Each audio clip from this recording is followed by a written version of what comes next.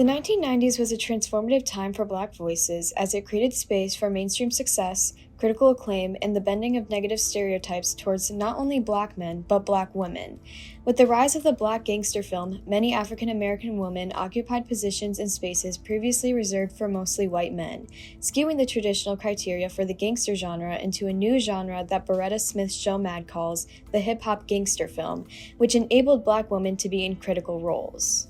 According to Regina Bradley, hip-hop is more than a popular cultural expression. It is a form of visual interrogation of how it sustains and also challenges articulations of post-civil rights Black experiences. In other words, hip-hop cinema made it possible to innovate and redefine how people perceived African Americans, opening space for narratives that challenge stereotypes and create new forms of identity and power. With that being said, in the 1990s, hip-hop culture challenged and repositioned the construction of Black feminine ideals in cinema. This is especially prominent in the film Set It Off, directed by F. Gary Gray. Through its use of music, hip-hop performers, and cultural representation, the film showcases four women that blur the lines of femininity and urban masculinity when it comes to resisting their vulnerability and generating power in the face of their crimes. Set It Off follows the lives of four women who decide they have suffered enough injustice and choose to turn to robbing banks to better their lives. Their life of crime allows the characters to redefine Black femininity, creating a sense of empowerment and control that has previously been denied from them. This decision doesn't come randomly, instead it is preceded by a tragedy in their lives. According to Robin Boy Lorne in her article about the reconstruction of Black masculinity in hip-hop cinema, she states that for an epiphanic transformation towards progressive masculinity to occur, a Black man needs to die. Set It Off showcases that this requirement is not just limited to Black masculinity, as after the death of Stoney's brother, Stoney is pushed towards and more easily convinced to partake in a life of crime. Her perspective shifts from one of hope for a better future to a need for one. The slow dolly push-in illustrates her realization that survival in an unjust world demands action. The film breaks the boundaries of how Black women were perceived, as ornaments who were consistently relegated to the periphery, and reconstructs their femininity into one of strength and dominance by allowing Stoney to act on her grief and rage. Although Boy Lawrence states a transformation occurs after the death of a Black man, the other characters show that it can arise from other injustices that women face as well. For example, after Frankie is fired from her job at the bank for recognizing the perpetrator that tried to rob them, she is the one to suggest robbing banks themselves because of her inside knowledge of the system. That's why this is the perfect crime. I know this too well. And TT is only completely convinced to help with the crimes because of her need for money to help get her baby boy back in her custody. With the success of their first robbery, the women are shown in a slightly low-angled medium shot. Enclosing them in this tight space suggests how the women are bonded in support and shared experience, and they are not defined by victimhood. Having the money be placed predominantly in the middle gives the physical evidence of how they are active participants in their own future. A question that is prominent throughout the viewing of this film is, does power equate to maleness, since the women have to adopt a sense of masculine aesthetic to position themselves in a level of power? Before their last heist, there is a scene where the women parody the mobsters from The Godfather. The camera slowly dollies out, and although they do not take up much space in the frame, it illustrates the freedom and power they have to act as they please. Cutting to the different women as they assume the posture and emote the feel of old-world Italy shows that their hyperbolic performance of masculinity mocks and critiques masculine-rooted power, making space for the four women to challenge the perception of their female identity. Smith's show Mad agrees with this as she writes how the women form a family of male-identified in their criminal work, but women-occupied in their construction of gangsters. This change of perception was partly due to the hip-hop movement, as its evolution demonstrated the unpredictability of popular cultural formations, making room for mood shifts and new identities.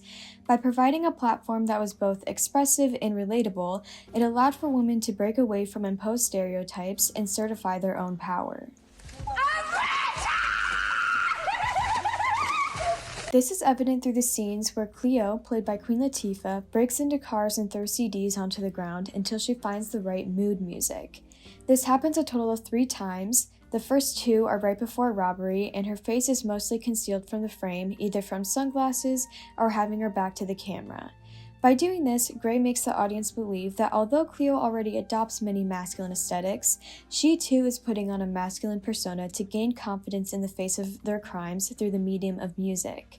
It is not until the third car theft, when they are not in an active robbery, that Cleo's face is clearly shown in a wide and medium shot, that Gray lets the audience understand it was never a persona to play, showcasing the gender fluidity of what it means to be a gangster. What are you doing? I'm trying to find some mood music.